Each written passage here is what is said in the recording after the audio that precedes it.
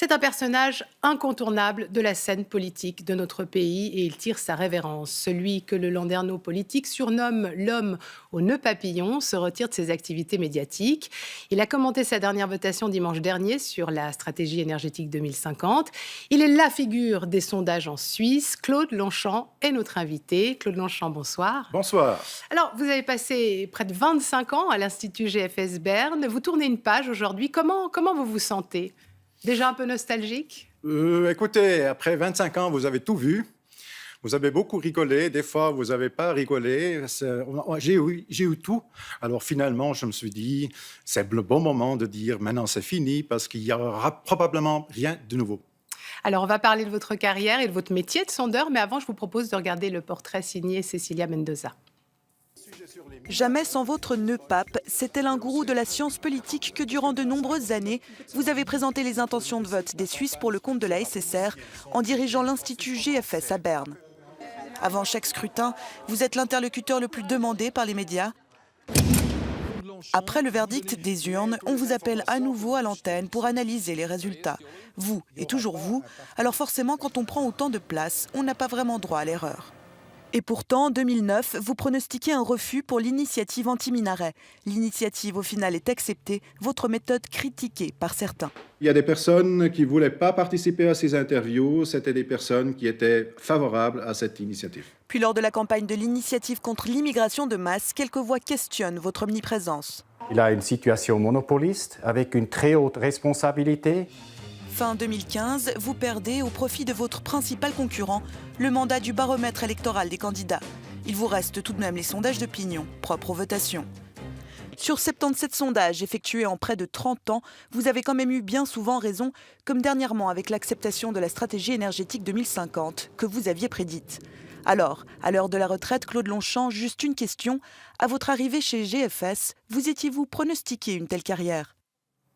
Vous voulez répondre ? Est-ce que vous vous attendiez à avoir une telle carrière ? Non, certainement pas, parce que quand j'ai commencé, c'était plutôt un jeu. Après, c'est devenu une profession et finalement, c'est devenu une institution de la vie politique suisse. Alors, je n'ai jamais imaginé que c'était telle évolution. Je n'aurais jamais dit que je ferais 25 ans pour ce boulot.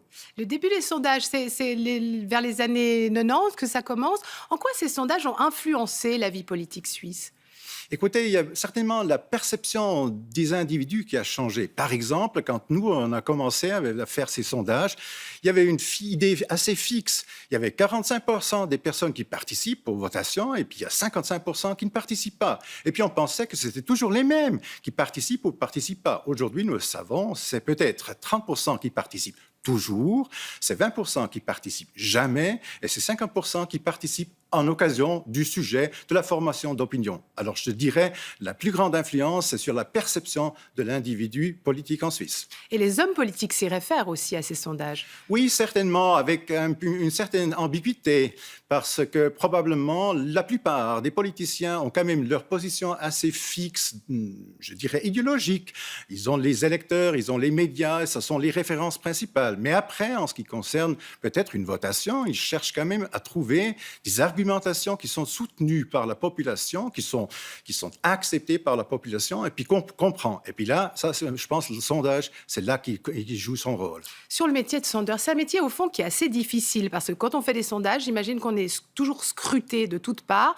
On l'a dit, hein, vous avez fait plus de 200 votations, plus de 80 sondages, avec à peu près des résultats toujours correct, et on vous a souvent interrogé, vous avez été interrogé sur une erreur que vous avez faite, l'initiative anti-minaret. Est-ce que ça vous blesse ou ça vous énerve ?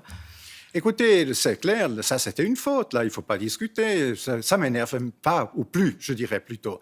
Mais ce qui m'énerve, c'est qu'on prend un cas, et puis on dit tous les sondages ont tort, tous les sondages que vous avez faits ont eu tort, et c'est ça qui m'énerve énormément. Votre métier aujourd'hui doit s'adapter, évidemment, composé avec les réseaux sociaux. Tout le monde peut faire un sondage. On a fait l'exercice, vous allez regarder, on va vous montrer. Le chef d'édition du 1930, Gilles Clémençon, a lancé un sondage sur Twitter, regardez.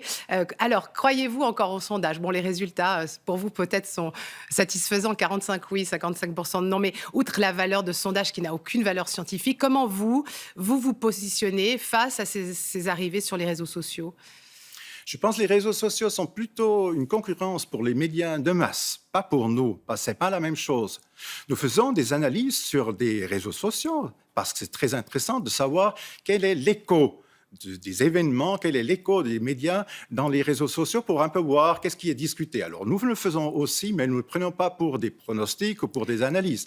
En France, on a fait l'expérience. Ça fait 1 mois qu'on a eu des élections pour la présidentielle. Alors il y a eu 8 instituts de sondage qui ont fait leurs prédictions. Les 8 ont dit première place Macron, deuxième place Le Pen. Et puis il y a eu une qui a fait l'exercice que vous venez de citer. Et puis là, il y avait quand même une assez grande erreur parce que c'était Fillon, finalement, qui aurait dû gagner l'élection. Mais est-ce que ça met en péril les sondages, le bon vieux sondage ça questionne sa crédibilité ou pas ou... Écoutez, si le sondage est vieux, alors ça, c'est votre parole. Moi, je dirais jamais que les sondages sont vieux parce qu'on a beaucoup évolué. Ils sont encore d'actualité. On a beaucoup évolué, tous les sondages, les méthodes des sondages. Et puis finalement, en ce qui concerne les votations en Suisse, on est quand même la plus proche de tous les instituts du monde. Merci Claude Longchamp. En un mot, la suite pour vous, c'est un voyage autour du monde, c'est ça ?